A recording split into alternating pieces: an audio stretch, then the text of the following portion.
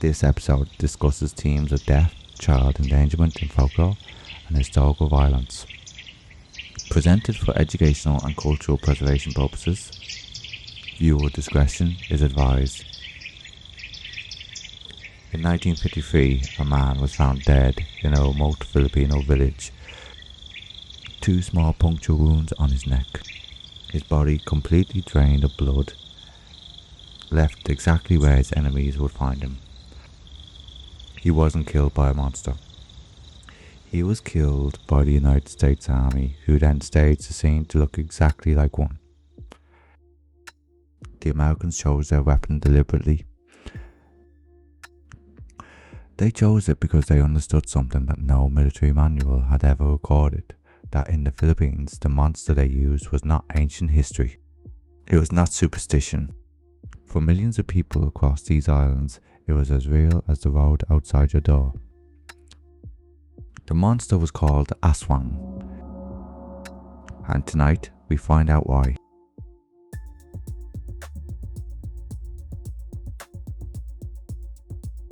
This is Folklore After Dark, where we go deep into the dark legends the world was never meant to forget. Tonight we explore the Aswang, the Philippines' most feared supernatural entity. A shapeshifter that lives among the living, feeds on the vulnerable, and has survived everything modernity could throw at it: colonization, the Catholic Church, the internet, and the United States military. We are going to cover where it came from, what it is, how you recognize one, and the true story of how one of the most powerful governments on earth weaponized it against its own enemies. This is not a simple monster story. It never was. The Philippines is an archipelago of more than 7,000 islands, stretching across the western Pacific Ocean. For thousands of years before Spanish colonizers arrived in the 1500s, these islands were home to dozens of distinct indigenous cultures, each with their own language, their own traditions, and their own supernatural beliefs. And nearly all of them had a version of the Aswang. That is the first and most important thing about the Aswang legend. It predates Spanish colonization by centuries. Scholars of Philippine folklore believe the concept evolved from multiple pre-colonial spirits, malevolent beings rooted in the animist beliefs of the Visayan, Tagalog, Kapampangan, and Ilocano peoples. When the Spanish arrived with Catholicism in the 1500s, they did not erase these beliefs. They collided with them, and in that collision, the Aswang became something even more powerful. It absorbed Christian fears of the devil, of witchcraft, of the unclean, and merged them with deeply rooted indigenous terror. The result was a creature uniquely suited to survive every force that tried to kill it. So, what is the Aswang? This question is harder to answer than it sounds. Unlike the Banshee, one specific creature, one specific mythology, the Aswang is more of a category, a class of being. Depending on which region of the Philippines you ask, it looks different, behaves differently, and is defeated differently. But across all regional variations, certain things remain consistent. The Aswang is a shapeshifter. During the day, it lives among humans, appearing as an ordinary person. Often beautiful, often female, frequently described as a quiet, respectful neighbour. Someone you would pass in the market without a second thought. Someone you would invite into your home. At night, everything changes. At night, the Aswang transforms. The exact form of transformation varies by region, but the hunger is always the same. The Aswang feeds on the living. Specifically, it targets the most vulnerable: pregnant women, newborn infants, the sick, the dying. In Visayan tradition, the traditions of the central Philippine islands, the Aswang uses a long, hollow tongue to drain the life from victims while they sleep, from outside a window or through the gaps in a raised floor. In other traditions, it digs up fresh graves and feeds on the newly dead. In nearly all traditions, the Aswang can replicate sounds, voices, and appearances with perfect accuracy. It might call to you in a family member's voice from outside in the dark. It might appear at your door looking exactly like someone you love. Let us examine the major regional forms, because each carries its own distinct terror. The most widely known is the Manananggal, from the Tagalog word meaning to separate or to remove oneself. The Manananggal is a female creature that detaches her upper body from her lower half. She sprouts enormous bat wings and flies through the night sky to hunt, while her lower half remains hidden somewhere on the ground below. She targets pregnant women above all others, hovering over her home in darkness, lowering her long tongue through the thatch or the gaps in the roof, reaching for the unborn child below. Her weakness, and it matters, is salt, garlic and ash. Apply to the separated lower body before dawn. If she cannot reunite with her lower half before sunrise, she dies. This is why in traditional Philippine households, mourning was treated as a deadline. Not just for sleepers, for everything that haunted them in the night. The Tiyanak takes a very different form and a far more calculated cruelty. It appears as a human infant. It cries in the jungle, in the dark, near village paths. It sounds exactly like a lost or abandoned child. When a compassionate person picks it up, and many do because the cry is meant to be irresistible, the Tiyanak transforms. Its face changes, and a moment of tenderness becomes something else entirely. Traditional protection against the Tiyanak involves turning your clothes inside out. The disruption of the ordinary confuses it. It is a monster that exploits kindness, which is perhaps why the defense involves disrupting the normal order of things. The Bobelang is a creature documented in historical accounts from the island of Cagayan de Sulu, and it operates through something even stranger: astral projection. The Bobelang is said to send part of its consciousness out to feed, while its physical body lies motionless elsewhere, appearing to anyone who sees it as simply sleeping. It haunts graveyards. It consumes the newly dead before proper burial rites can be completed. In accounts from the late 1800s, British colonial officials noted with some alarm that local communities maintained active night watches over fresh graves, not for body thieves, but for the Bobelang. The British thought it was superstition. The local communities thought the British were dangerously naive. And then there is the Aswang Mangagaway, the witch variant, arguably the most insidious of all because it requires no direct contact. The Mangagaway causes illness and death from a distance through cursed objects, effigies and potions delivered without the victim ever knowing. No flight, no transformation visible to the eye, just the person next door going about their quiet life while someone in the village slowly deteriorates without explanation. This form of the Aswang was historically associated with accusations against healers, midwives and herbalists, the people who had knowledge others did not, and who were therefore both valued and feared in equal measure. Philippine folk tradition has always offered practical answers to the question of identification. The methods vary by region, but the underlying logic is consistent. The eyes. The most widely cited sign across all regions, and Aswang's eyes reflect light inverted upside down the way you might see a reflection in still water. Not in the natural direction. The wrong direction. This is said to be involuntary. The Aswang cannot hide it. To test a suspected neighbour without confrontation, you look carefully at the reflection of a lamp in their eyes when you greet them at the door. The oil. A special medicinal oil, typically derived from coconut palm and prepared with specific herbs, is said to behave differently in the presence of an Aswang. It moves. It bubbles. It produces heat with no fire source. Families kept small bottles of this oil near entrances and consulted them when strangers arrived. Garlic and salt. Offering a suspected Aswang food heavily seasoned with garlic or scattering salt near a doorway and watching their reaction was a traditional test. The Aswang would refuse visibly. It would find a reason to decline. Its discomfort would be real, even if it tried to disguise it.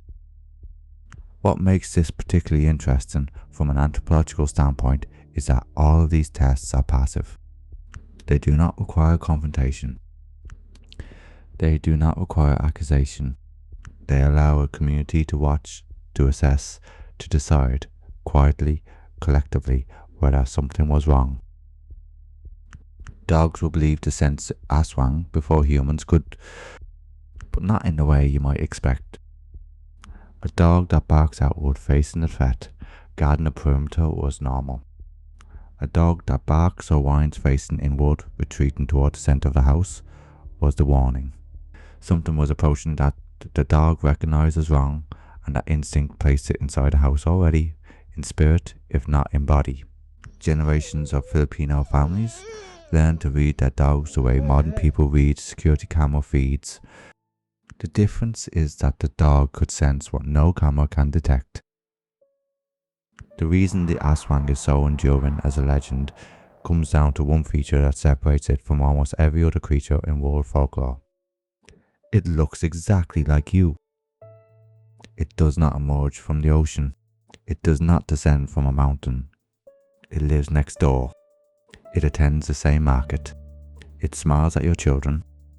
It is the person you overlook, the quiet woman at the edge of the village, the midwife who knows when you are most vulnerable, the healer who comes when death is near. Scholars who study the Aswang note with some discomfort that this feature made the legend an effective instrument of social control. Accusations of being an Aswang were disproportionately aimed at specific types of people. Midwives who had intimate access to pregnant women and newborns. Herbalists who possessed knowledge that others did not. Women who lived alone, outside normal family structures. People who kept unusual hours. People who were simply different. The accusation alone could destroy a life. No evidence required. No trial. Just a word. Just a suspicion. This does not mean that Aswang was invented as a tool of oppression. The belief system predates Spanish colonization by centuries, and its roots are genuine, deeply held, and culturally complex. But like all powerful legends, it could be and was directed. Pointed. Used in the early 1950s, the Philippines was fighting the communist insurgency. The Hukbalahap, known as the Hooks, were a guerrilla movement with significant rural support across several provinces. The United States, in the middle of the Cold War, had significant strategic interest in seeing the Philippine government defeat them. Edward Lansdale, an American Air Force officer and psychological warfare specialist, was assigned to Manila as an advisor. Lansdale was brilliant, unconventional, and willing to operate in areas that would never appear in any official document. He was, depending on who you asked, either a genius or a man with no ethical flaw. His team identified a critical vulnerability in the Huk insurgency. The rebels were predominantly rural Filipinos. Many came from the very communities where Aswang belief was strongest. The legend was not ancient history to them. It was something their mothers had warned them about. Something they had been taught to fear since childhood. Something they checked for quietly before going to sleep. Lansdale's team designed a psychological operation. They captured a Huk soldier. They killed him. This is not speculation. Lansdale describes the operation in his own memoirs. They drained his blood. They made 2 puncture marks in his neck. And they left the body on a trail where his unit would find it at first light. They left no note, no threat, no sign of who had done it. They did not need to. The body told the story they wanted it to tell. The effect was immediate and documented. The Huk unit that found the body abandoned their jungle position that same day. Word spread through the insurgency. Entire units evacuated camps. they had held for months without military pressure, without any engagement, without a single additional confrontation. They left because they believed an Aswang had moved into the area. Lansdale wrote about the operation with something approaching pride. The Aswang, he noted, was more effective than any weapon his unit carried. There is something worth sitting with in that moment. A creature born from centuries of genuine cultural belief. A creature that had been used to stigmatize midwives and healers in rural communities was now being deployed by a foreign military power as a terror weapon against Filipino people. The Aswang had always been a projection of fear. Now literally it was. Today, the Philippines is a modern nation of more than 115 million people, one of the most digitally connected societies on earth. Filipinos are among the highest users of social media anywhere in the world. Manila is a global city with a skyline that competes with any in Southeast Asia. And the Aswang remains. Not as folklore, not as nostalgia, as active present belief. Philippine regional news outlets regularly publish Aswang encounter reports filed by ordinary citizens. Local government officials in rural provinces still receive formal complaints about suspected Aswang activity. Traditional healers and midwives are still occasionally accused in communities where their old beliefs run deepest. In 2016, then presidential candidate Rodrigo Duterte, who would win the election and serve until 2022, used the Aswang as a political insult directed at opponents during campaign rallies. He used the word with full awareness of its meaning, not as metaphor. As verdict, his audiences understood exactly what he meant. A medieval shapeshifter born from pre-colonial animist beliefs, refined by colonial collision with Catholicism, weaponized by American psychological warfare, and now casually deployed in a televised political campaign. The Aswang had not faded. It had evolved. Why? Why does a creature this old, one born before the Philippines had a written language, maintain this kind of cultural power in the 21st century? There are practical explanations. The Philippines is geographically fragmented, 7,000 islands, hundreds of dialects, communities separated by ocean and jungle for centuries. The Aswang legend evolved differently in each region, which means it never became the rigid property of a single story. It adapted constantly. It localized. It became relevant everywhere precisely because it was never quite the same creature twice. Legends that survive this way are not accidents. They are systems.